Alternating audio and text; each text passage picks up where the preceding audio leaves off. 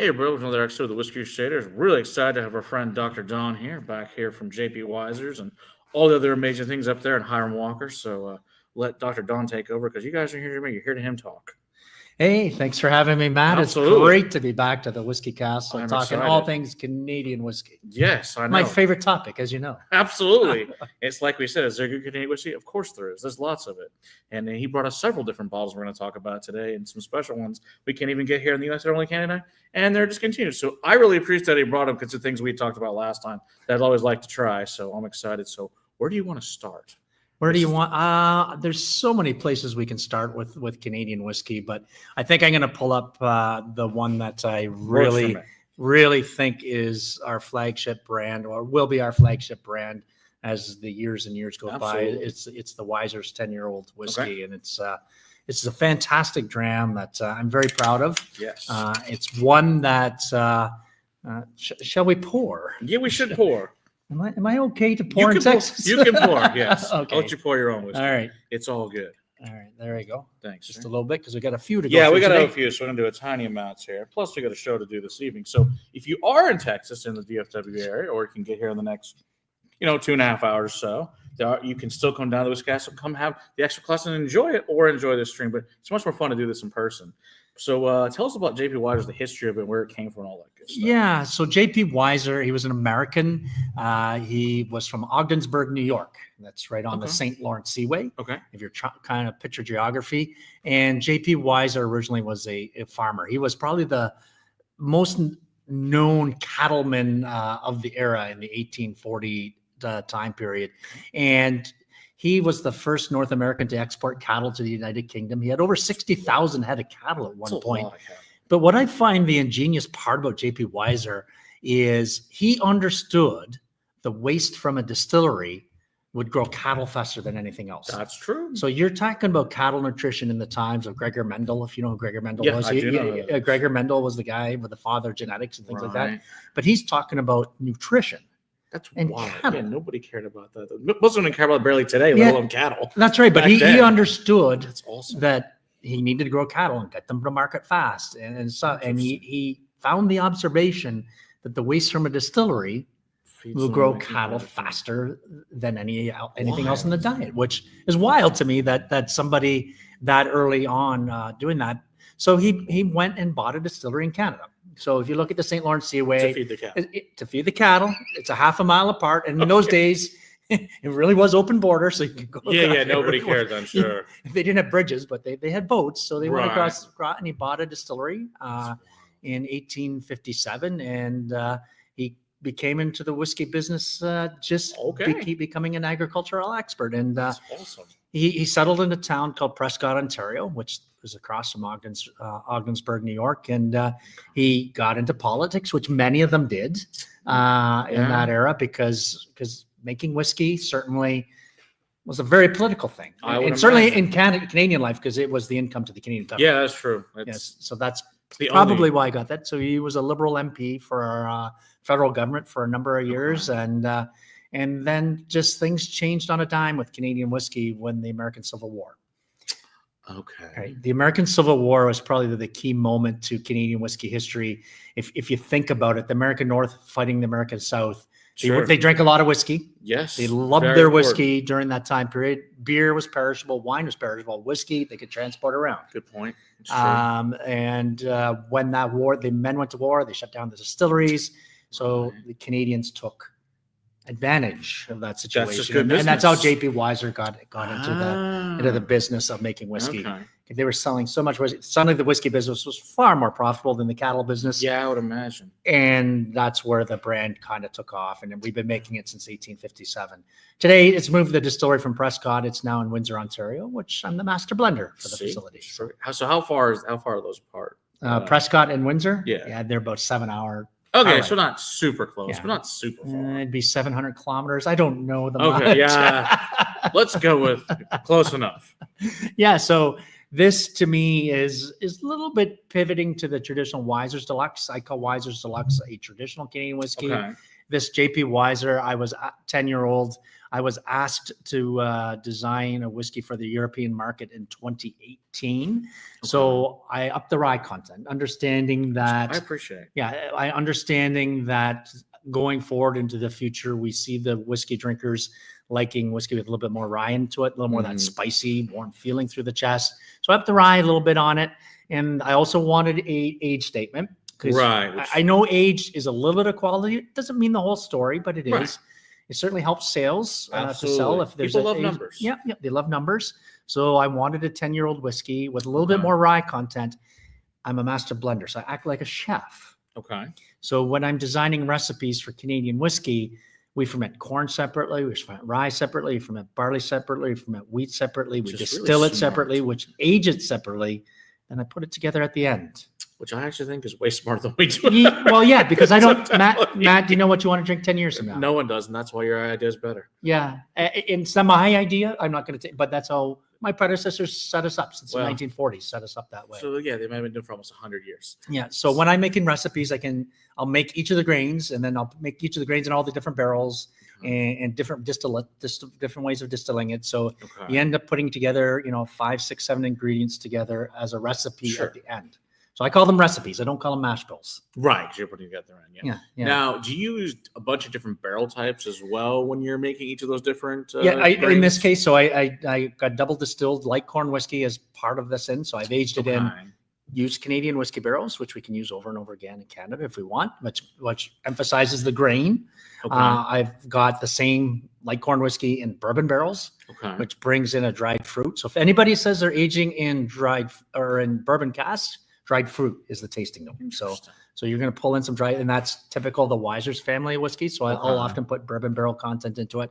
But because I upped the rye on this one, I needed to balance it with some sweetness. So I put New American Oak casks as a third type of cask, again in that corn, in the corn as well. But there's rye in it, so I did the same thing with the 3 rye as well. Oh, okay. Right. Very so cool. and then it comes together, and that's why the word triple barrel is on the label, because I got 3 different barrel types that I use in the recipe. Right. It's just a delicious whiskey. Yes, it is. It's excellent. I'm doing all the chatting here. I know. But cheers. You should drink some. It's delicious. No, and the cool thing too is, like I said, price point, especially around here in Texas, is $25, which there's not many things you get for 10 years in the America that are $25 or less. I've seen some stores at $22. Yeah. So it's a steal of a deal. It's delicious. Yeah, the funny thing that I've seen, the type of drinker that is picking up this bottle is low rye bourbon drinkers. Yeah, makes total sense. As you know, I'm not sure if the audience knows, but usually bourbon sits in their mash bills, which they put the grain together at the start. At the 20% is where they cut off between low and rye. Okay. And we've been finding that the low rye bourbon drinkers here in the U.S. tend to gravitate to the J.P. Weiser's 10-year-old whiskey. Okay. In Canada, we're seeing it's actually competing against some of my Canadian whiskey friends and a particular Tennessee whiskey drinker. If you can read between the lines a little bit, tends to gravitate to this whiskey as well. Yeah, I can see. That makes sense that they would do both. I would love to do them all in the blind. That would be a very fun entertainment. It'd be fun. I did some blind studies before I released this as a brand, and what we've been seeing, who's drinking this, is that study exactly, which is kind of cool. We're seeing it, 5-6 years later. It's funny. Next Saturday, I've actually got a group coming here to do a blind. This might get thrown in there now. Get thrown in there and see what they want to do a bunch. I think it's a good idea. They're bourbon drinkers, and I think we'll throw that in there. I think that'll be fun. They have no idea. Yeah.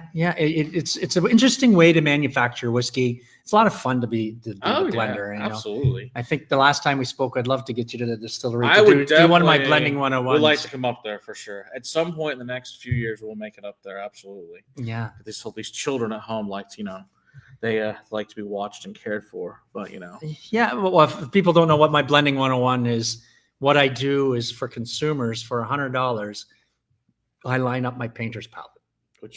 I've seen pictures of it. It looks amazing. It is. I don't know anyone who does anything remotely close. I know people do blending things, but they pick not 3 what or 4 you're doing, cask picks. But for me, I'll line up, double distilled light whiskey aged 3, 4, 5, 10, all the way up to 30 years. And then I'll put a single column distilled rye and all these different barrel types. And I put the barleys and the wheats. Cool.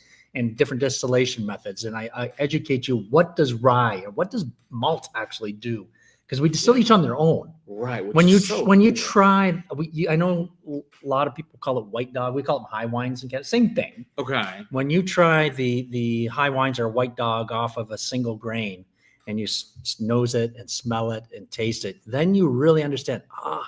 I get why malt is used. Oh, I get what rye is doing. Sure. I get why a pot distills shapes your whiskey and concentrates up those spicy flavors and getting rid of your heads and tails.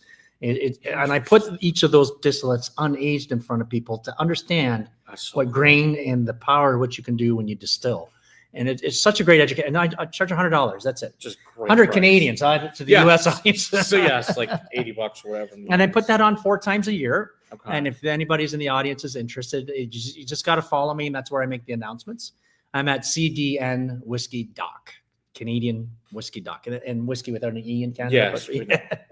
Yeah, no, Yeah, we'll definitely make it up there at some point. Yeah. I know my wife and I would both love to. Certainly, you're more than welcome to come. We'll take you through on a great day time. through, and Absolutely. and then we can design and blend our own whiskey, because you can go in many different directions. I can, when you have that many opportunities to do that many things, I can't even imagine. Now, well, the crazy part about being a blender is I got this toolbox, or this painter's palette, is what kind of whiskey do you design? Yeah, whatever you want, whatever you feel like that day, I guess. Well, whatever I feel like, but I got to be clever about it, because Sure. I'm making that whiskey for me. Yeah, it's true. I make Make it for for the you, client, you. yeah. And I think if when I get asked from a number of people, what is the skill set you need as a blender, and my belief is you need to listen and talk to our consumer. Yeah, I agree. That's why during your class tonight, I'm gonna meet maybe a couple of dozen people who are whiskey enthusiasts, and they're going to tell me what they like and the things that interest them, and it's going to be research for me tonight in a way that, hey, they liked it, they didn't like it, and then helps me Total steer the sense. ship when I'm designing and putting new spirits away for the long term. Yeah, that's a good point. Now, Matt, I'm getting older. Well, you got ways. 52. It's the middle.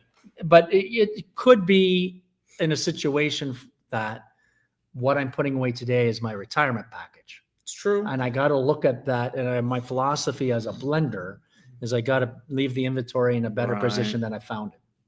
Yeah. You know what I mean by that? That is true. You do have to leave it there so that whoever the next blender is, however many years from now that is, gets to have also awesome whiskey to work, which is why you have that amazing thing at the end that we'll talk about in a little while. Yeah. So it is a really fascinating job. And I think maybe we'll try this next whiskey in here. And what I want to show, and if you were to do this in a blending exercise, this whiskey is similar to the JP Weiser's 10-year. Okay. Except for a few things. Okay. It is a 5-year-old whiskey. So right. I know we don't age state it, but I know the blend. It is a 5-year-old. So it's minimum of the different things in the recipe. Minimum must be 5-year, right? Okay. I could put a 7 and call it a 5. Right. But if I put a 4, it's a I have 4. to call it 4. So that's the way Canadian whiskey is defined. But what we wanted to do for the U.S. market only, and this is exclusive to the U.S., is make a high rye version. So this is made similar to what would be the straight rye category in the U.S. I'm not saying it is a straight rye. Right. Canadian whiskey is just one definition. They give us latitude. But this is made that way. So what we're going to see and taste here. Because I haven't had this one, so I'm excited to give this one a whirl here. So one of the things that I understand that the U.S. market, again, my listening coming in, is you like higher proof. They do tend to like that, and I think you definitely commented that with the other ones. Yeah. So the JP Weiser's 10-year, I had to understand that the deluxe drinker in Canada likes 40%. So we left Does that deluxe alone. still exist, or is that? So it's the largest brand in Canada. Oh, okay then. I guess Yeah, so. it does, definitely do. It's very light whiskey. It's very traditional. I've had it before, but Yeah. it's been a while. My sense, the palate for is not where you're at, but for light whiskey drinkers and Makes total traditional whiskey sense. drinkers, that's our flagship brand in Canada.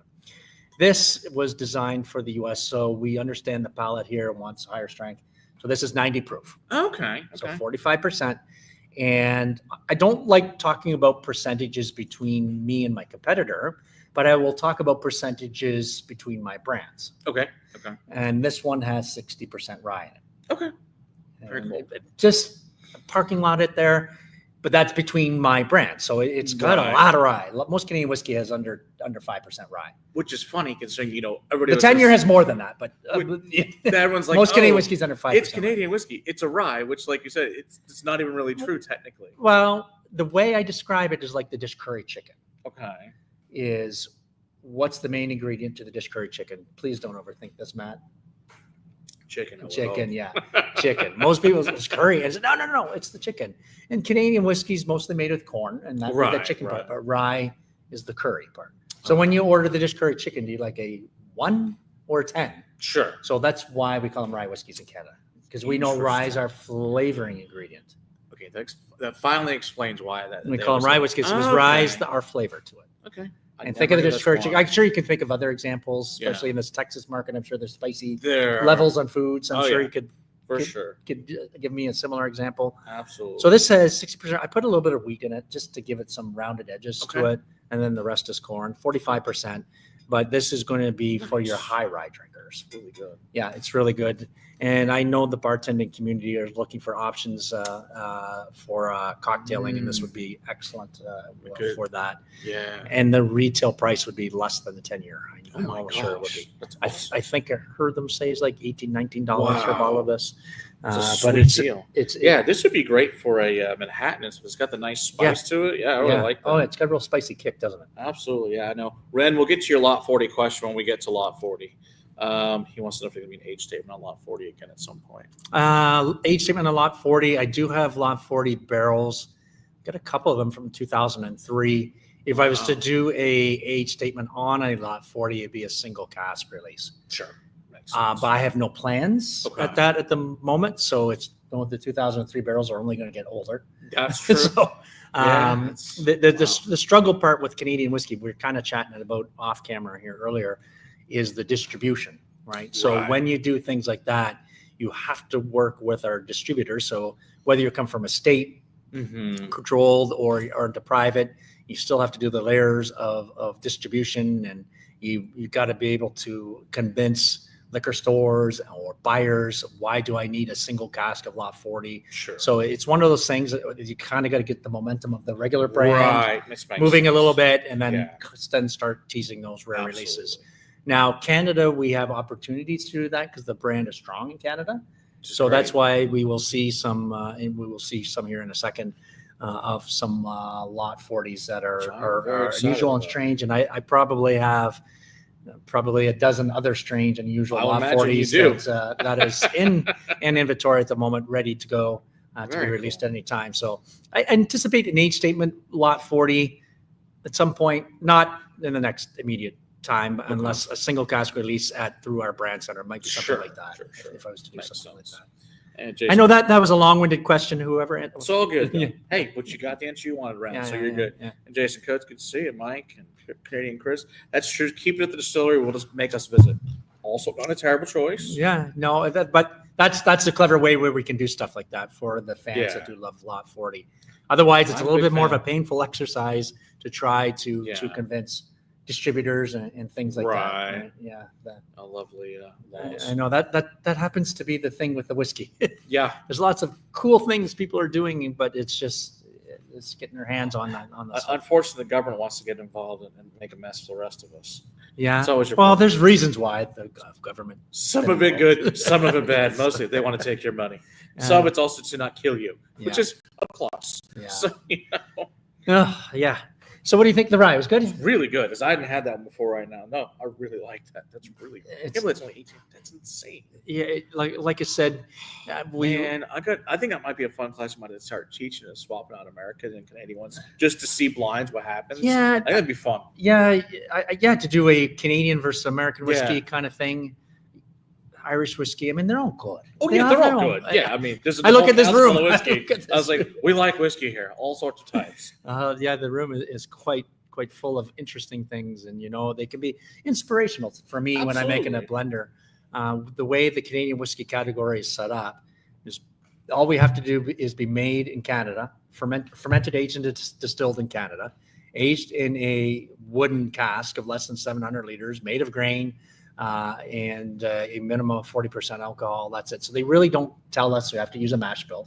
I can if I want. Sure. Does do anybody? Yeah, there are people that There's will. some that do. Okay. The larger producers will separate each of the Okay. grains because of innovation down the sure. road. The smaller producers, they might be their niche. They might want mash bills, Okay. or they just may not have the infrastructure to do it. Sure. So that might be reasons why Canadians might do it. So it might be a marketing reason, Okay. maybe a flavor reason. I choose to keep them separate just because it makes it innovation a little bit easier to adjust down the Whatever you road. want to get, which is cool. And they don't tell us the distillation method, which is really cool. So if you had a chance to sit in one of my lectures, I'll talk about column stills and how you can manage flavor. I'll talk about pot stills and how you can manage flavors, and and what point do you make a proper heads and tails cut? That's an interesting exercise. It's a very important question, though. And it is. Is there a right answer? I think it depends on your whiskey. It does. What you want to do. So it's all over the place. And when you do heads and tails cutting, it then comes to me as the blender. Then I got to choose the cask type. It's true too. Yeah. Because depends on how they do the heads and tails cut and the flavor you got it. Sure. Then I got to look at, okay, is this going to be New American oak? Is it going to be ports or what? Right. But that's the luxury of Canadian whiskey, as I can true. do that without any record. I mean, it's really, I can do that. Plus, you can add your, was it 9.09? You can add. We can add 9.09% wine or 2-year-old other spirits, and that was always done. So I have the oldest recipe book in Canadian whiskey history from 1886, and you could see Hiram Walker at that time. He was making blends with rum in it. And prune brandy. I don't know if you can even buy prune brandy anymore, but he was probably somewhere. I'm not sure. Well, I don't know how that would be, but I mean, I've never heard of it. I've seen it in recipes way back in the day, but you could see him putting in scotch into the blends. So it's something that was always done. In how the recipes were constructed is that they would always make the blends with 100% whiskey, so corn, rye, whatever, and then they would always have these 10% blenders, which was your scotches, sherries, bourbons. They were buying bourbon and throwing it in and things like that. So they always do 100, and they'd have this 10% blenders, they would call it. And eventually by the 1990s, our government wanted to clean up. You can't go to 110. That doesn't you got to make it 100%. Right. So 10 divided by 110 is 9.09%. Okay, so that's where that came from. The other caveat I'll add to it is the 909, when I do use it, tends to be expensive. Okay. So my supply management person, I want to tuck bourbon into this blend. You got to be kidding me. They're ready to strangle my neck because you know what the price of bourbon is nowadays. Yeah, now it's way So if I got to buy it and add it into a blend of Canadian whiskey, that's probably the most expensive ingredient. Interesting. Same with sherry wines and things like real that. Good sherry, so if I was to add sherry into it, it would do that. But it was what we can do. It's always been done. That is the style, and blended Canadian whiskey. That's where we came from. Nobody complained when I put 52-year-old Scotch in J.P. Weiser's Union 52. No, I'm sure no one complained. Oh, terrible. You had to put really great whiskey in here. I'm sure they were really crying. Oh, my goodness. That. Do we want to continue on the Weisers, or do we want to move on to something else? Do we want to do the 24? I won't say no. You won't say no to 24-year-old whiskey? No, I don't say no to 24-year-old delicious whiskey. Yes. So the 24-year is the same recipe as the 10. Okay. So I recognize I want to make the JP Weisers the same house style. Sure. So it's one of the things I've been trying to correct a little bit with the brand. The outlier would be that rye we just tasted with you, but for the most part, I'm trying to make the brand have that similar house style to it. So I made this with the same rye level as the 10. Okay. You're putting your glass. I'm just putting this up. It's great. So it's the same rye level as that one. Okay. And aged 24 years. Okay. But there is a contingent of people out there that we know that love cask strength, right? Absolutely. I love cask strength. You included, Matt. I do love it, but I also appreciate a good 40. If it's made well, that's what matters to me. Yeah. That's what it comes to. It tastes good. Awesome. So as I indicated before, Canadian whiskey, we ferment corn separately, rye separately, barley separately, wheat separately. So when we distill each of those grains, I do use different methods. Okay. So when we distill corn, it's double distilled, so it makes a light whiskey. I'm not saying it's vodka. It's probably a little bit heavier than vodka, but that's what light whiskey would be like before aging. Okay. This has double distilled light corn whiskey in it. Okay. And we put that in the casks at 76%. Holy shit. All right. It's high. Cool, though. It's 7 high. Something I've never touched. That's I was interesting, though. inherited that, and that keeps costs down. No, that's cool because we can't do that here. It's really cool that you can do that. Yeah, so we put up 76, so that you buy less barrels a little bit, but it doesn't change the taste. That's the way we've always done it. And then the rye, we put in at 58%. Cool. So it's a single column distilled rye. That's what goes into this blend. Again, it has that. It has some Canadian whiskey casks in this, and it has some bourbon casks in this one. Okay. Now, each of them have different strengths. Usually, when somebody says I got a single or a cask strength whiskey, it usually is distilled the same way. Right. It's gone through a column still, maybe a doubler, put in a cask. Sure. Bring in the cask. You got your cask strength whiskey. Right. In the case of Scotch, they may be running it through multiple pot stills, but it's distilled all the same way and comes out with the strength it is. But we distill many different ways, many different methods, many different grains, all over the place. Right. So is that really cask strength when I dump it and blend together things of different methods of distillation? I mean, you're still, if you're not proofing it down, I don't see why. But they're all different proofs, though. They're all different proofs, but I mean, ultimately, it's cask strength whatever it came out at from each one. So on the label here, I don't know if they on it. Sorry, I'm trying to find it. There we go. There we go. Cask strength blend. Cask strength blend. So we blended the ingredients together. Okay. All the cask strength without adding water. Yeah. So it's, I don't see why. Is there a category called cask strength blend? Not that I'm aware of. I think you probably created it. So CP Weiser's 24 years. Sorry, what was the strength? I don't have my reading glasses. It was 57.5. Yeah. It looks like 57.5 when you put those ingredients together. I like that word for that. It's a cask strength blend. I like that. I've talked to some of the writers around the world. I'm not going to name drop the writers, but I had some really predominant writers about this topic. Is how do you call this? And they said, well, they really don't know. Yeah. And I said, surely somebody's out there. I can't be the first person to do this. Surely. Yeah, there must have been. Somebody must have done had that. to have. I'm looking at your wall of whiskey. I know there's some behind us in the wall in front of the camera. Some of these brands have been around like it's a couple hundred years. Someone's done this. Yeah, and I would probably look to the blended Scotch category. Maybe somebody in the audience can type out who has blended together. That might be a good point that Jason Good says. What about maybe it's like batch strength?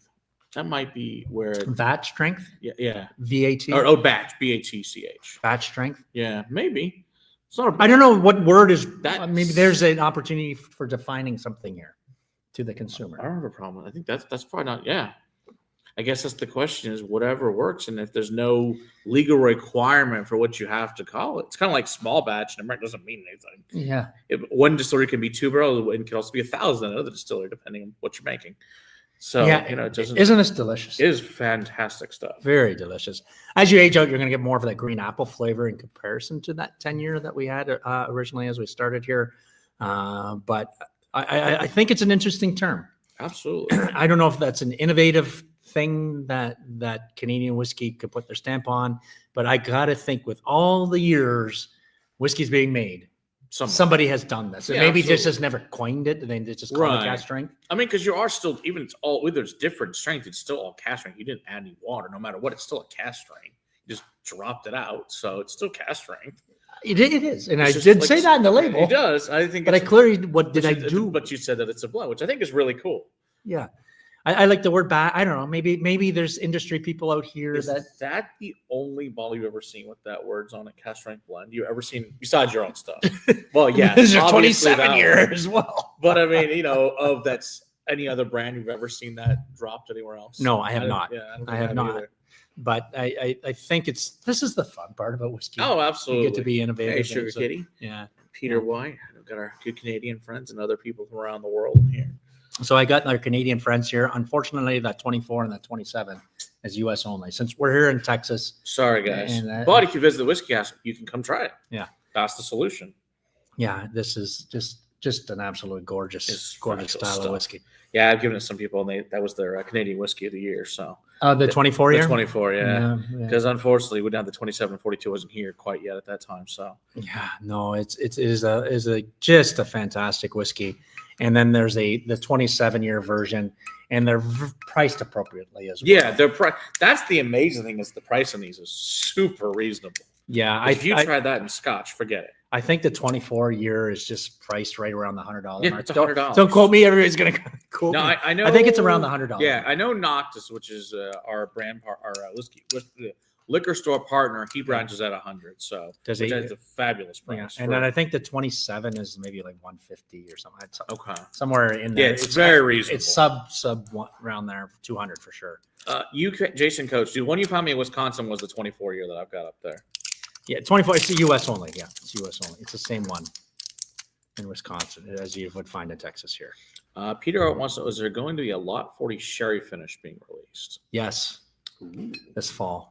Nice. Peter, where'd you get the inside information on that? Pretty sure he's in Alberta, so it might be. So he might have tried it. If he's, I tease it out at whiskey festivals every once in a while. Oh, okay. So I can't remember where I tease it out with people. Magically, things just show up. Again, here's the 27, and the one difference about that, again, cask strength blend, is I said bourbon barrels and I said Canadian whiskey casks. Okay. And I have a contingent of rechar. Oh, okay. Casks in this one, so that was what was available in this, and this was distilled in. Oh, sorry, it's Ontario, I guess. It's from Ontario, so I probably teased it out somewhere, Peter, that you've probably heard me talk about. Ben's in Alberta. That's who's in Alberta. It's Ben. So he's probably maybe had an opportunity to try it. Yeah, the Lot 40 definitely is a fantastic whiskey as well. We'll talk about that here next. Maybe we're getting a lot of Lot 40 questions. Maybe we'll chat we about can that definitely go to that next. Now, so I guess there's a Canadian release of the 24, but it's 100 proof up there. Yes, it's a part of the what we call this a decade series. Okay. The 24, if there's Canadians on the line, has been released now in Ontario, Alberta, BC. I did a tasting in Atlantic Canada. I'm trying to remember which all the provinces is in, but it is out in Atlantic Canada just a little bit. And it's a different 24 year than the one we had here. Okay. It's not a cask strength blend. I put that one at the proof of 100 proof or 50% because the distillate that I used originated from the year 2000. So I want to pick on the 00, 100 proof. That's cool. So I did that. And then the year 2000, I did a lot of experimentation. Okay. So I made it the same recipe as, again, trying to make this house style as the 10 year. And in that one, I chose to use 6 different types of barrels in the blend because I was doing a lot of innovation at the time. Cool. I'm going from memory here. I got so many blends on my mind. Yeah, I can only imagine how Canadian whiskey casks, bourbon casks. I got cherry wood in it. Ooh, that's I was playing one with cherry wood in it. All right. Port, Speyside malt cask, and I also got peated quarter casks. Ooh. It's not overly peated. It's just subtle. I didn't want to. I made the blend to my taste. Yeah, sure. So I didn't put the exact proportions of what I had in the inventory into that. But I wanted to just add a touch of smoke because it actually gives interesting cherry smoke. It was an interesting play on cherrywood and smoke on that. Interesting. Sounds fun. So it is quite delicious. And that 24 year in Canada, it comes in a gorgeous, gorgeous bottle. And it retails, I believe, around the 240, 250. Okay. Yeah. So again, rare release. It's a one time only. Okay. It's just Dr. Talking my third person, Dr. Don, being a little creative in terms of what I'm doing with the barrel. So I suggest if you really like some of the products that we make, that's definitely worth picking up. Absolutely. Yeah. So Peter, he says, apparently you posted about it on Instagram about this shit. That's awesome. Apparently I posted what? Apparently you posted about it. I got that Lot 40 sherry cask. Oh, did I? Did I post it at one point? Yeah. Apparently. Yeah. That's pretty funny. Now, Jason Coates says, when you say recharge, is that recharge bourbon or a wine cask? Canadian whiskey cask. Canadian whiskey cask. Okay. Yeah. Oh, am I seeing the word? I'm not wearing my, see the Canadian Chris or Carpathian. I see that. Yeah. He says, are you different? I heard a rumor about a Carpathian. Oh, my goodness. Yes. That's very good. As one of the ones, Chris, when I was at the Ottawa Whiskey Festival that I have, I think I teased a Lot 40 in a Carpathian oak. So I do have it in light whiskey too. So what is Carpathian oak? Carpathian oaks comes from the eastern block of Europe. Okay, so from that mountains. Okay. Yeah. And the response I got on that was fantastic. The only reason why I bought Carpathian oak, I didn't know a lot about it. And I got a really good barrel supplier that I deal with in Europe. Okay. I like dealing with them because it's stuff you don't normally see in How does it compare to like Hungarian oak? Carpathian is not as tannic as Okay. Hungarian oak. So Okay. it's a little tannic gives you that dryness. I find Mhm. Hungarian oak can be a little drying. Okay. Carpathian oak would probably be closer to French oak. Interesting. It'd be closer to French oak. So Sounds maybe it's really got cool. more the vanilla. Not quite French oak, but Okay. it's kind of in between Hungarian and Interesting. yeah. Okay. Delicious. Sounds What fun. we've done with La 40. Yeah. And I tasted at Ottawa, I believe. I do so many whiskey fests. I believe it Yeah, was I was Ottawa. like, I imagine. Yeah. Yeah, and the response I got was fantastic. And probably I don't know where he's picking up the Carpathian to is Romania, maybe. Romania. Yeah, I don't know exactly the country. I just Yeah. know it's Eastern Europe. The other place they may be picking up, that's one of the ones I'll put on the table during my blending 101. So maybe that's where they also picked it up. So Okay. one or two spots. Very cool. So that way, when I do my blending 101, if people are picking up and enjoying it, which I know they do, Sure. Yeah, that's they'll cool. gravitate to the That's a Carpathian. good idea too. So Sugar also wants to know, does that smoke note come from, I'm sure it's Guayacol? I'm not sure you said that For word. ethyl glycol?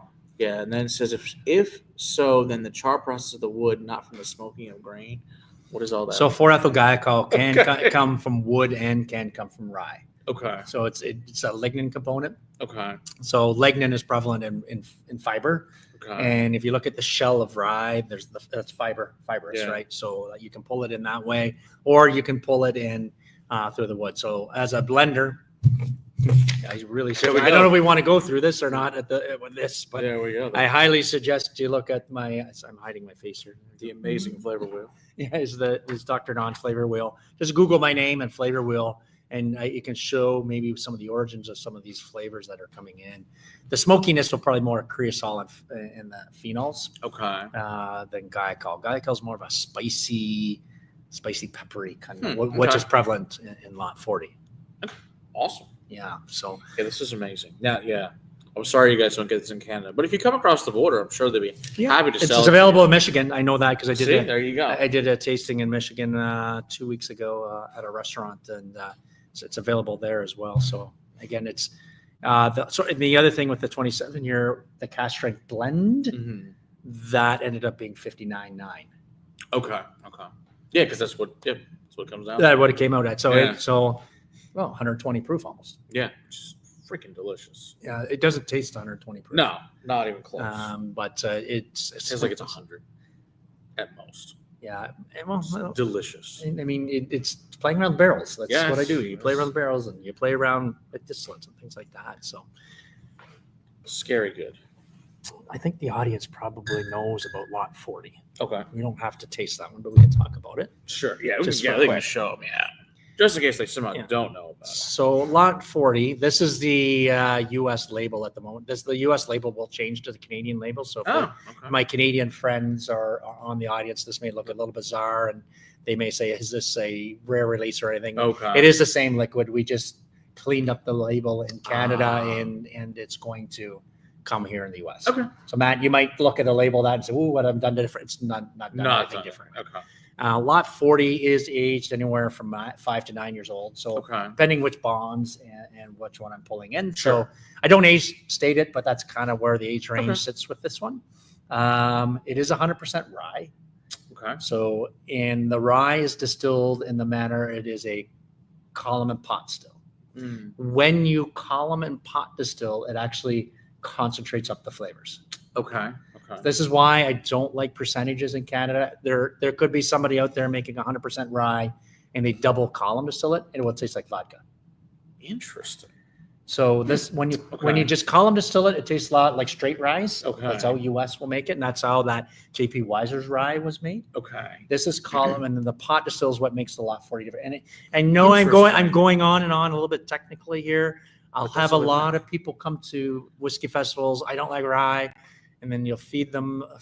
You Yeah. introduce them to Lot 40, and wow, this doesn't taste like rye. And I firmly believe in the distillation method that we use. You actually, the heads and tails cutting of a white dog or Mhm. high wines, you can actually pull out a lot of the undesirable flavors that have nothing to do with rye. It actually comes from yeast, to be honest. with you. Really? So, but Oh, heads and pot stills can actually concentrate up your flavors. That's why I don't ask me how much rye is in my whiskey. You should be asking me how much 4-ethyl glycol is in the whiskey. There you go. That really is the root cause. If anybody's engineering, root cause analysis is a term often used. This sits at 86.6 or 43.3. Okay. Again, 100% rye. It's delicious rye whiskey. It is really good. Cocktailing bartenders really do gravitate to this. Yeah. This whiskey here. It's great stuff. In the U.S., I think it's about $30 a bottle. Yeah, it's super reasonable and it's really good. Yeah. So the three truths to Lot 40 is it's 100% rye. It is column and pot distilled, concentrates up the rye, removes the undesirables, and I always age it in new wood. Okay. New wood. In the case of Lot 40, it's new American oak with a number 2 char. Okay. Okay. Very nice. So the difference between number 2 and number 4 char is the percent content you're going to get with vanilla, Okay. caramel, toffee, all those notes that come from wood. Okay. A number 2 char will give you more vanilla, caramel, toffee than a number 4, the alligator char. Interesting. Most people think the heavier the char, you're going to get more flavor. It actually is the opposite. Because when you burn a barrel, you're breaking down the woods, but when you burn it so much, you're just making it into the carbon, the char. And what the char is good for is subtractive reactions. Right. So if you have a sulfury spirit, there's a lot of producers out there that will choose to use alligator char barrel. Right. And you're looking at the wall of whiskey up there. I was like, that was definitely something to use. Yeah, you're thinking that somebody has used a number 4 char or alligator char, and you're thinking, why wouldn't you use number 2 if you get more vanilla, more flavor? Why would you not do that? You would choose to do that if your spirit going in the barrel is sulfury. Interesting. And sulfury is that burnt match, garlicky, onions. This is sulfury. I better use a number 4 char. Interesting. But for Lot 40, because we column and pot distill it, so there's a lot of copper content going on that pulls out that sulfur. I don't have a sulfury spirit I'm dealing with because I'm doing the heads and tails cutting. I got the copper contact. I want as much vanilla caramel toffee as I can get. I'm going to buy a number 2 barrel. Sure. So it's always aged in a number 2 barrel. Lot 40 dark oak, which is Lot 40. So I've aged it in number 2. And then I pulled it out of the number 2 char barrel and put them in brand new number 4, hence the word dark oak. Okay. Very cool. Dark oak. So it's double age. If you want to talk about double age, that is double age. One started in number 2 and then finished in a number 4. Again, this is a 5 to 9 year old whiskey. Okay. The other thing is if I'm trying to emphasize rye and if I'm trying to emphasize grain, higher the strength, at higher strength, the grain and wood flavor comes out. At lower strengths, the fruity floral notes comes out. Okay. So if I'm trying to emphasize what the barreling is doing on this one, I'm going to up the strength. So up to 48% ABV. Okay. So 96 proof. Okay. Makes sense. So this won the world's top rye whiskey in the year 2020 at the World Whiskey Awards. Nice. I know It's a gorgeous whiskey. we had a fan send us one from Canada. The year we got a hold of it, it was also our Canadian whiskey of the year because it's amazing. It's very different, isn't it? It's totally different. It's just great. And it's also super reasonably priced. Yeah, I think it's around 40 to 45 here in the U.S. In Canada, the retails around the $50 to $60. Okay. Mark. Yeah. Usually a lot 40 drinkers will go from the lot 40 and then they'll have that, so they never go back. Yeah. They never go back from the dark oak. It's so freaking good. Yeah, it is a very, very, very good whiskey. Plus, it's beautiful. So I do love these bottles. I have nothing to do with the bottles. You're like, the important part's not that. It's what's inside. Yeah, it is You can have a great bottle and not a great whiskey. There's no doubt about that. It's actually a delicious whiskey. Oh, so good. It is fantastic. Mm. Yeah, but that's interesting about the column and the pot, what the difference that makes on rye, which I did not know that. Yeah, and if anyone has a chance to do the blending 101, I'll walk through that with you to show the clear difference between the just a straight up column distilled versus column and pot distilled. There was a Scotch distillery, and even if you take, I guess because that was someone asked. I think we missed that question about the non-chill filter on the 24 or the 20. Those are all. I chill filter everything. Everything's chill filter. I do chill filter. There's a nice study out there that I could send it to you, Matt, if you want. That somebody had gone through 1,300 single malt scotches and tested people on chill filtration versus non-chill filtration, and within a 95% confidence, people couldn't tell. Interesting. I'm not saying chill filtration pulls out things. They do. Or why do you do it? Sure. I've just have done it twice in 2 of our brands. One of them was a Weiser's 35-year-old. Oh wow! And you would see just the haze after a few months. And and you throw it on your mantle at home. Yeah. Chances are 35-year-old whiskey you're not drinking very quick. No. I just don't want our products to have a look when I knowingly know it doesn't change the flavor profile. I know the Uskophiles out there do love to talk about non-chill filtered, but one of the things I've done in master classes is I take a lot 40 before. You have to do it with the same batch.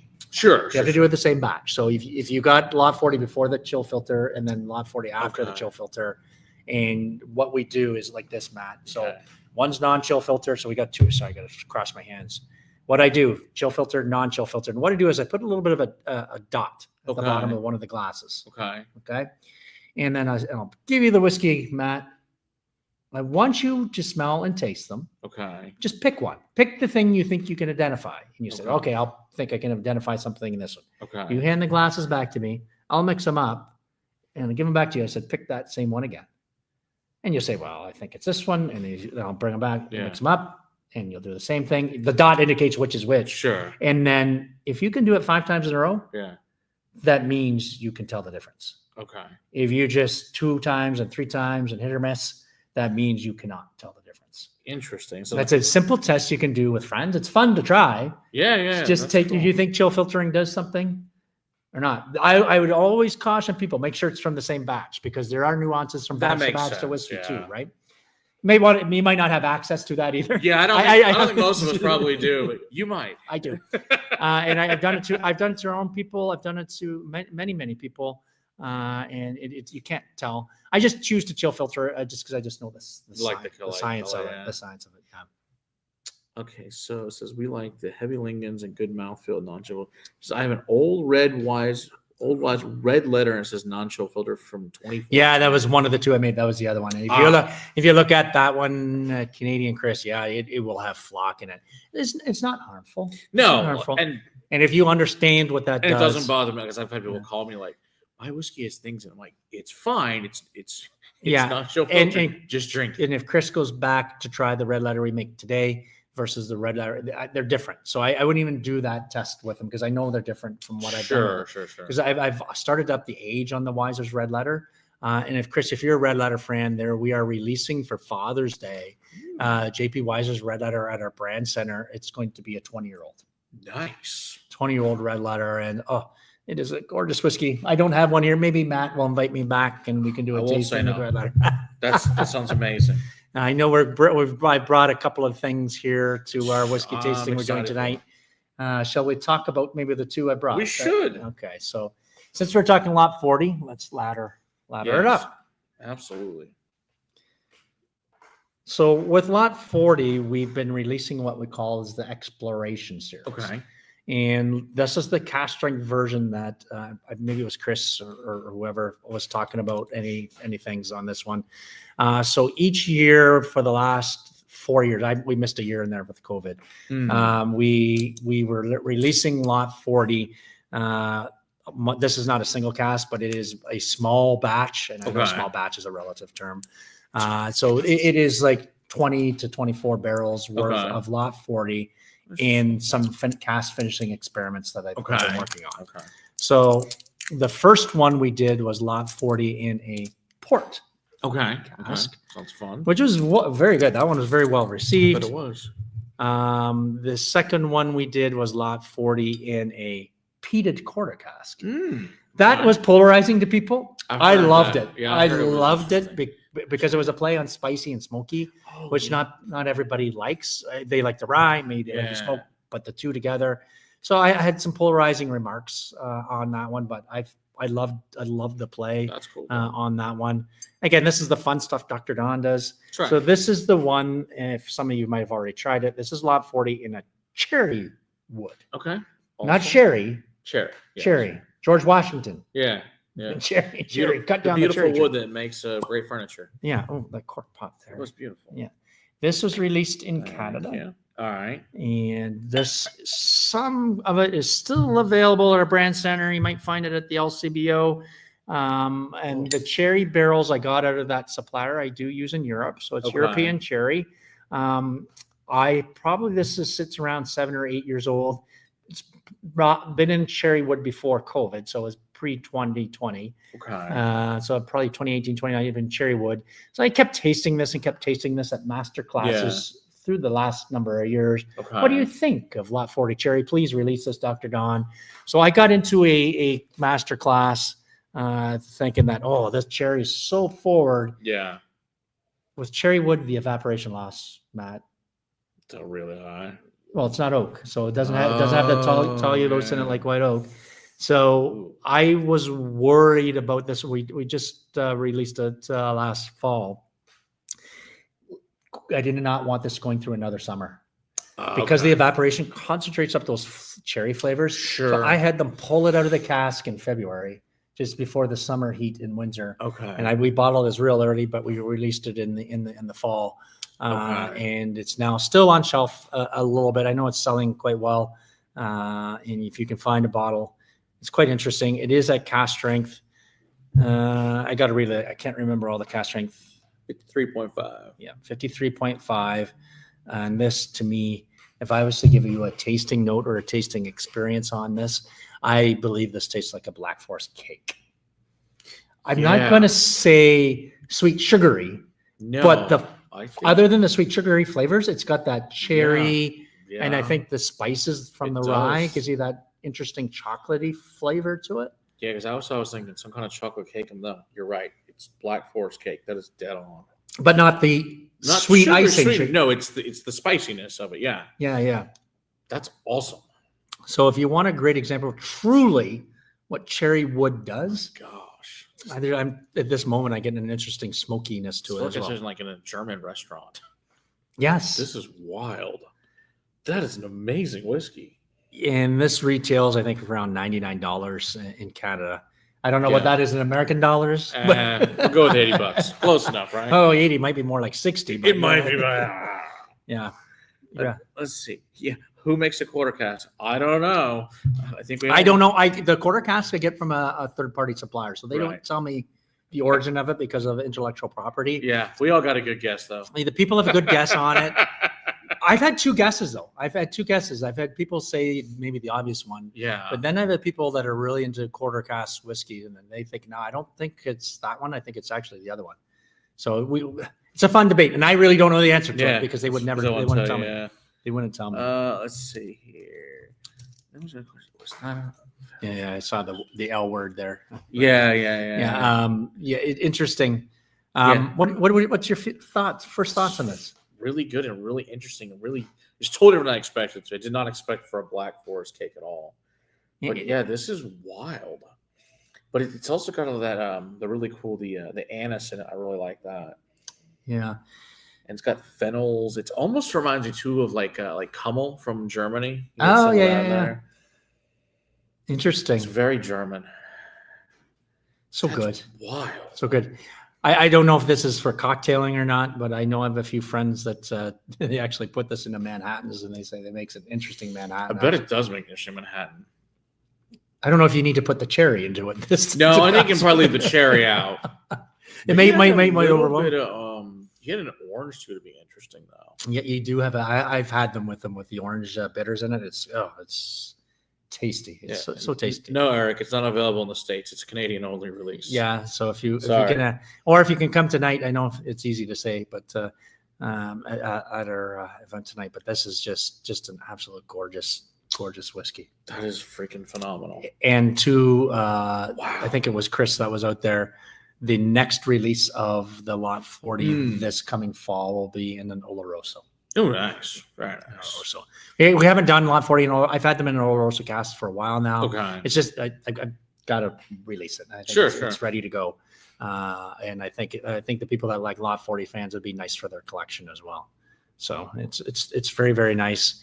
Again, the Lot 40 cherry available. jpweisers.com if you're a Canadian. Yeah, I know somebody said that wasn't their favorite, but I think you definitely have to be into the more interesting whiskeys out there. Yeah, and that's what hence the term exploration series. Mm-hmm. You love them, you don't love them. And I like anything weird, give me that stuff. Yeah. Some of the weird shit. Yeah. I know you'll get polarizing views. Sure, absolutely. Like the peated quarter, people loved, people hated. I know even the original age-stated lot 40s before the Exploration series. Can I have the 12 back? Can I have the 11 back? Sure. And then I did a French oak version of it. So this is kind of morphed into what we call the Wiser's Exploration series. Yeah. And maybe we will come back with some highly aged statements again. Sure.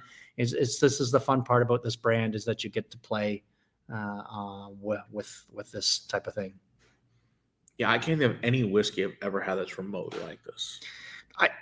I gotta think people have played with Cherrywood, and maybe somebody's going to comment. I'm sure I they have will. some Cherrywood whiskeys that are bourbons, but I've never. They don't taste anything like this at all. Interesting, but again, I sourced the cherry From maybe Europe. so maybe that's there's the difference. why. And obviously the person or the company who's sourcing it, they're made for somebody, Right. so somebody's right. doing it. Yeah. Somebody's doing it. So Maybe there's- later tonight we'll have to play with them and see what we find. So It's somebody's science going to time. tell me here. I'm sure somebody has. Yeah. In the world of whiskey, somebody's going to tell me it's a small world. Yeah. I don't know, but yeah, we'll check that one out later. It's up there. Yeah. I don't say who it is on here because there's no reason to. Yeah. Hey, Joe, good to see you. Yeah. Plantation rum finishing in Cherrywood. So rum. Maybe that's who this haven't- company's making them for. That could be, yeah, because could I've got very a well be. bourbon finish in it. A rum. Rum. Might be And, it depends probably how much of the flavoring rum you you put also in. did one. There's an Irish brand that did a finish in a Cherrywood as well. Yeah. All right. The other Some one more tonight real that quick. we are going to be tasting is also available in Canada that I brought, and still a little bit available because I found somebody on our team found some bottles left in the bottling warehouse that were mislabeled, and they were going to go on hold, and they were going to dump them, and I go, stop it. Oh my god! Let's get some labels for this. And Oh my god! so there was a number of cases that didn't have any labels on it, Yeah. and they did this, and it's now still a little bit available in our brand center. Okay. And this is just an absolutely gorgeous whiskey. It's the brand. I'm going to turn this the right way to your here. It's the brand called Pike Creek. Pike Creek mother brand is aged in Caribbean rum casks. Okay. It is a 10-year-old whiskey. Largely contains double distilled light corn whiskey with a little bit of rye in it, just a Okay. hint. But what we've done with the 10-year-old whiskey is we've aged that in 20% amber rum and 80% amber rum, 20% navy rum casks. Interesting. Okay. Which, if any Canadians on here, it actually tastes like a butter tart. Okay. I'm going to all the desserts here. It's all good. Hey, I'm not Black gonna Forest cake to complain. butter tarts. There you go. But butter tarts is like a pecan pie. Okay. 'Cause without I was the like, I pecans. don't know what a butter tart. Okay. It's the filling in a pecan pie. Oh, okay. Okay. Yeah, you know, That I know what it is. Yeah, It's so- delicious. it's absolutely does. It's a sweeter style of whiskey. Very, very makes a really good whiskey sour actually. But that's our flagship brand. But again, Pike Creek was a brand a number of years ago. I did rare releases like I did with Lot 40, which we've stopped. Okay. Which we stopped. So this is what makes it fun tonight. That this one's Yeah, going to be this the is one that cool. nobody will ever get. Yeah. Absolutely. Again, there's probably 30 or 40 bottles remaining at our brand center, Okay. jpwisers.com. And this is Pike Creek. That's 22 years. Instead of the Caribbean rum casks, Okay. I've aged it in PX. Nice. Okay. I'm very excited for this. I hope the audience know what PX means. I would hope so. This audience is pretty nerdy, so I'm pretty sure if you don't know that it's Pedro Jimenez, that now you do, but you should have known that ahead of time. Yes. Oh my gosh! Wow. This is not going to be the rye bomb.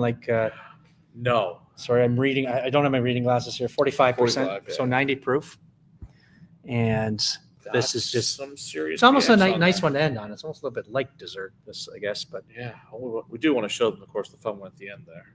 oh, okay, we can do that. We don't. They would be disappointed and sad. I put it on the thumbnail. So Oh, okay. All right. We'll do that. We'll do the one at the end here. And it's got that that's interesting. very jammy note that you would expect from the PX. Yeah, definitely. Oh, Chris has got one. Because he can drink along with us. Perfect. It's got a gorgeous jammy, I don't know, raspberries, maybe strawberry, maybe a really ripe strawberry note to it, but it's got that distinctive jammy that you would get from a PX cask. I know consumers out there that do my blending 101. PX casks are often ones that Yeah. people will reach to.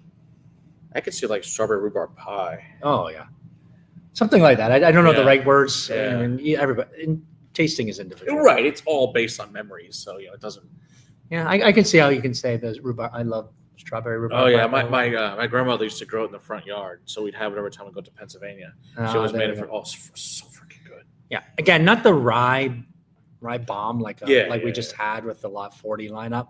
This is just lighter traditional Canadian whiskey with a little bit of that rye spice. A pecan pie and a mince pie had a love child. That's butter tart.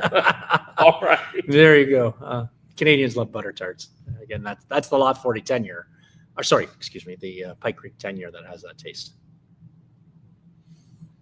Oh, gorgeous. Yeah, the cherries on there. It's impressive. And to the audience out there, and I bring it up, you brought it up earlier, is do you utilize the 909 in these whiskeys that I've just presented? Right. The answer is no. Right. I've authentically made this as I claim to make this. Yeah. That is, I didn't add PX. You could if you wanted. Sure. In the case of here, these are actually finished in PX Yeah. So we did not do a 909 and I appreciate version of that stuff. So you authentically get how whiskey is made, not so much as into the blending, but in the process. Sure. Yeah, I think that's important to say. Agree. Yeah, because we want to know for sure if it's in. Yeah, and I think that should be disclosed in the label. If you did it, you should tell. Yeah, it's clearly on the. I know I showed it up to the camera. It's just small writing, but that's clearly declared on the label. Yeah, absolutely. But if somebody did add something to it, it's kind of like there's a U.S. brand that they added, I think, 2.5% of dark rum to it. They had to put that on the label. Oh, did they? Yeah. There's many different spirit categories in the U.S. that when you do that, but it's like distilled specialty spirit, I think is what we call them technically. DSS, yeah. We call them liqueurs in Canada. We don't have a DSS. That's awesome. We call them liqueurs. Well. Okay, that's hilarious. That's really is truly what that's hysterically fun. But yeah, it's that's one's just a gorgeous whiskey that's we developed. I love the brand Pike Creek because it's all about the finish. It's all about what you do in finish and experiencing what these different barrel types do to it. Oh, it's good. It's really good. I can finish Lot 40, but it's a mix of the grain and the finish. Right. But in Pike Creek, because it's literally generally light whiskey, you're getting what the wood is doing. Makes sense. What it's doing. Good stuff. All right, let's show them that big bad boy. Yeah, like this one. Yeah. All right. What were you can tell me what you're doing in 1982? I was 1 year old. There you go. So freaking pretty. Yeah. So you got this package here that the JPY is 42-year. In the state of Texas, I believe they had something like 20 cases of it. That's it. Yep. So you can get it in Texas. So if anybody's in Texas and I know a store that has 3 bottles of it that's a mile from here. Oh, there you go. So I don't know if you shout out or not. You can. Yeah, Noctis Liquor, our buddy Andy, who actually be here later tonight. Okay. He will happily sell you a bottle. Okay. So if you enjoy it this night and you should hit Andy up. I'm not sure what Andy would be charging for it because it is a little bit. He'll tell you. Say it's like $3.40, but he'll give you a discount tonight for being at this event. So this is a JP Weiser's 42-year-old whiskey. I'm reaching across here. Okay. Same recipe. Interesting recipe. Same recipe as the 10-year.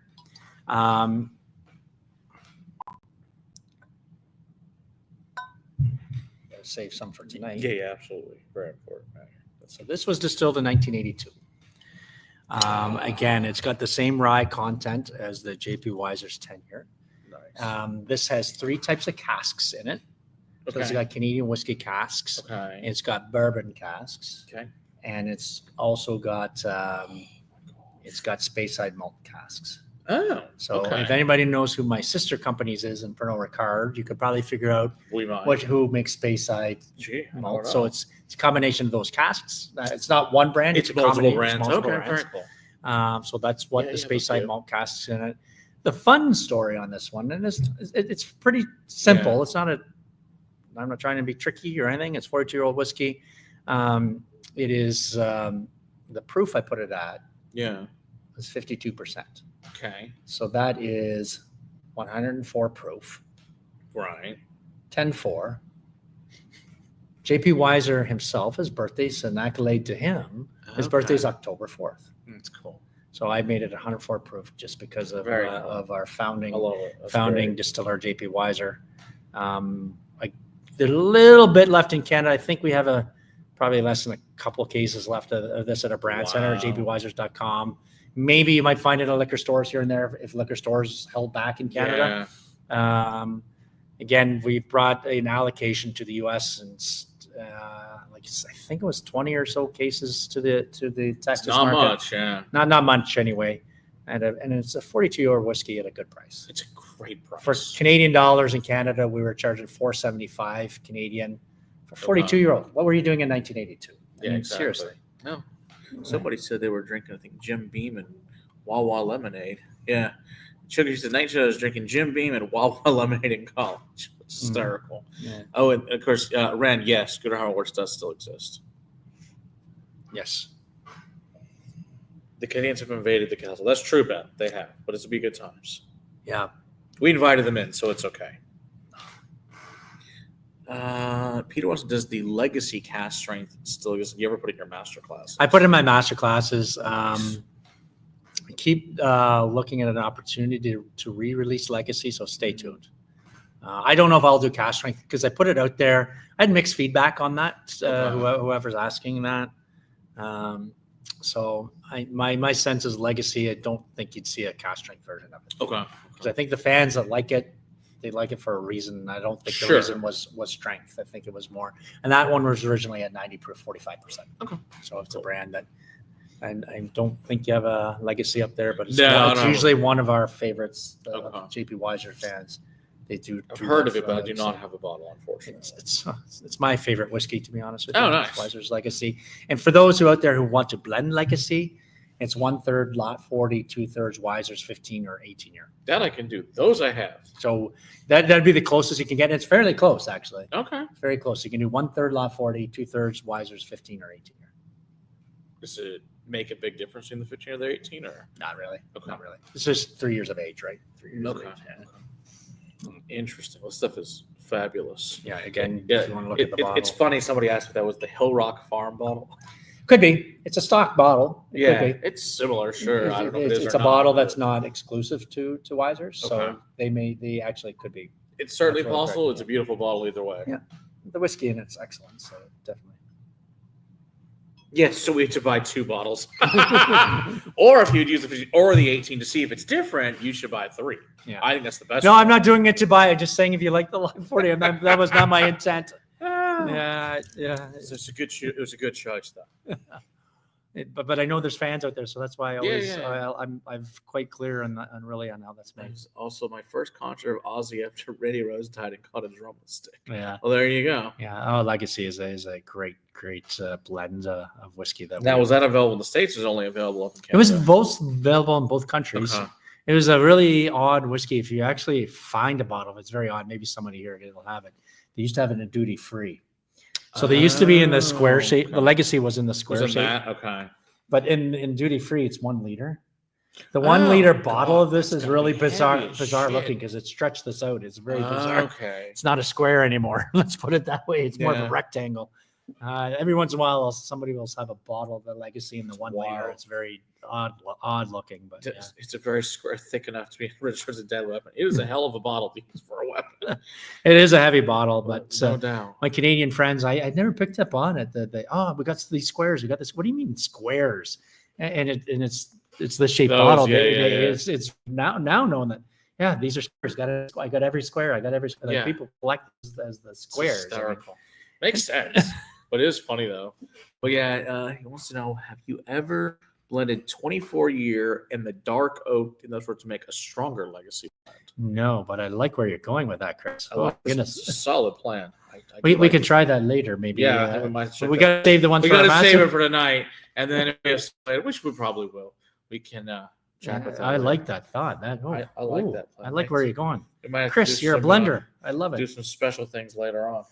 Yeah, I mean, and that's the one thing with Canadian whiskey, and I'll always say this, is that blending is beautiful. Mm-hmm.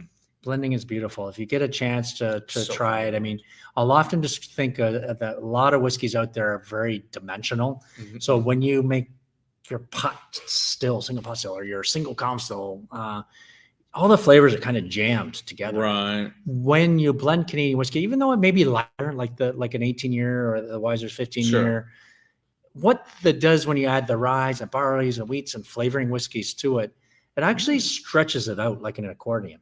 Okay. So the light whiskey carries it, but when you put these 5 or 6 different blended whiskeys into it, that it comes from whatever grain or whatever barrel type, it actually pulls the flavors apart, and you can get an experience. Okay. You don't get the intensity experience, but Right. I get a smoky note, or I get a spicy note, or I get the jammy note, or I get the, so it pulls it out. Whereas if I just have a straight up collar still whiskey, it kind of jams it together, and you don't get that Makes experience. sense. Sure. It pulls it like an accordion. Okay. The flavors are there. Right, but you want it to a little bit expand upon that. Yeah, and I think that's what blending does. No, and, I agree. It's a good idea. And I know you got many whiskeys here and behind me, and you got ones on the wall, and I'm sure Matt and I are going to try a few later. Oh yeah. Chances are I'm going to probably pull out some blended whiskeys he has up there, because I We're appreciate gonna have what a good blenders time. are doing. Absolutely, we'll have a good time Yeah, for sure. And there will be some people that I can't tell you who they are that are also special. They're going to be here later tonight as well. So they're also into blending. So this could be very fun later. Could be a fun thing, but I think you get into blending whiskey. I mean, it used to be a naughty term. Oh yeah, because you know, blended whiskey. Oh. And the thing is, you're now starting to see podcasters yourselves and people love that are that. critiquing whiskeys, Yeah. and people that are trying to be different than anybody else. Right. I'm now starting to see categories that weren't traditionally blended. Sure. I'm blending this whiskey with another whiskey and this whiskey from this distillery. It's I'm sourcing cool. it from here. I'm sourcing it from here. I'm sourcing it from here. I love And they're that. blending. And I often ask Yeah. myself, Matt, did Canada do it right? Yeah. I mean, apparently you just beat us there. Yeah, blending is beautiful. Absolutely. I Blending is remember forget. beautiful. I had a single malt brand, a Scotch brand on one night, and I blended the whiskey because they lost their mind when I started blending it together. Like I'm like, why would you not blend it together? It's cool. Yeah. And And you're pulling it apart like Yeah, that accordion. You're pulling a exactly. couple of flavors, and you're getting a story. You're Yeah, getting exactly. a story in your mouth is Like, what you really want to do. but it's 30, 40 years old. So Yeah. you made a really great whiskey when you made it together with other things. Yeah. So yeah, no, everything's amazing though. No, I'm glad you So, enjoy it. Absolutely. I'm glad you invite me here. I have a great time here in Texas. But Yeah, like so, Please we're do. always glad to have you. You're always welcome here, and it'll always be a good time anytime you come to town. That's to say the least. So I guess Donald's halfway through his bottle of 42. He's eyeing a 28 year now. the Right. 28 year is part of that series that came from 1996, which 26. Okay. so it's part of the decade series. What we really wanted to do is release the whiskeys in this bottle from each decade. Okay. Very cool. From each decade. And we did it from the 1980s, the Okay. 1990s, and the year 2000. Okay. And that's why we call it the decade series. In the 28 year, we put it at 96 proof because it's from 1996. Okay. That's cool. Same recipe as That's the 10 year. Same recipe as the 10 year. Very cool. And that one, it was aged in French oak, Hungarian oak, and Canadian whiskey Oh, casks. nice. So if Very you kind of like the really nice fresh wood flavors, Sounds certainly fun. the 28, you certainly reach to it. And it's a little bit of a in my heart Yeah. because the 28 year from 1996 was the year I started. Oh, that's cool. That's very cool. So it's got Awesome. that, it's got a little bit of tear I in my like eye. that. There you go. So that's good. Let's see here. Oh, that's true, Sugar Kitty. Anything that's not a single word is a blend. That's technically true. That's a valid point. And it says, don't ever turn any found North releases for science. I don't know if you have or not. No, if you have one here, I'd be willing to try I one. don't, but we could probably see if anybody I else think wants Found to North, bring them tonight. Found North is a highly aged one, right? Is it, am I not I'm mistaken? not sure. I think is it independent baller guys or I don't know a lot Yeah, about Found North. I think they had some Hungarian oak at 20 something years. Okay. That's so cool. yeah. Blending. I mean, that's the wonderful. Yeah. You can blend. Absolutely. Isn't this the one wonderful thing with, It is with a whiskey? wonderful thing. That's right. And if you get sick of something, you can always blend something else cool. Yeah, So- I do that at home. I I bet you do. I get inspirations at home as what if I blend a Scotch and a bourbon and I blend the Canadian whiskey. What's it taste like? So I play with that at home. Okay. Could you imagine with your wall of stuff and you start blending? Oh, sometimes I do. Sometimes it's here's mad scientist time. Huh. It's you just never know what you're gonna cause like we were over at a place over in Westlake at a buddy's bar the other night. We were blending stuff together. It's like we were mixing mezcals and with whiskeys and just to make some really cool. So we get some really cool stuff out of this. And then you look at my 909. We were already doing it. Yeah, exactly. So right. you could, as long as you put a 2-year-old mezcal in it, and there was a Canadian whiskey colleague of mine up that did the exactly Oh, that's that. cool. Very cool. Yeah, they did it exactly in part of the 909. They put some of it in. And interesting because you kind of what's the drink strategy? Yeah, I absolutely. mean, you can make an interesting margarita with it. Sure. Yeah, that's cool. Yeah, Yeah, you just never know. yeah. It's a great thing. I mean, to start and play and get lots of inspiration in terms of what we can do. Love it. Absolutely. Okay, so an independent bottler, it does mid-teens to 20 year age. Okay, that's what the Found North is. Okay, makes sense now. All right. Nick, it felt great to put in the context on. Okay, maybe we can make that happen. All right. Well, is there anything else people need to know, or we're going to stay here and hang out until this party starts here in about an hour? All right. So it'll be good times. Well, thanks, y'all, Don, for being on. and Yeah, thanks for having appreciate me, it. and I look forward to tonight with Absolutely. So some Ushka files in the audience. that's And right. I would leave with this: if people are interested in conversation and interested in what I do, you can follow me at CDN Whiskey Doc. I'm on Instagram, X, formerly known as Twitter, That's right. and LinkedIn. So those are the three Absolutely. platforms. And then I announce things, and my blending 101s all announced through that, and you can see the life of a master blender. Absolutely. I follow him on there and see all sorts of cool stuff that you do. Yeah. So it's always something fun. So yeah, well, thanks again for being here. Appreciate it. It's gonna be a great evening. So if you are in town and you do want to come tonight, you got an hour to figure this out. All right. So all right. Cheers and Cheers, Matt. I know my glasses. I know I've also Imagine that. it happens with 42 year whiskey. But cheers. We'll see you Cheers, guys next everyone. week. Cheers.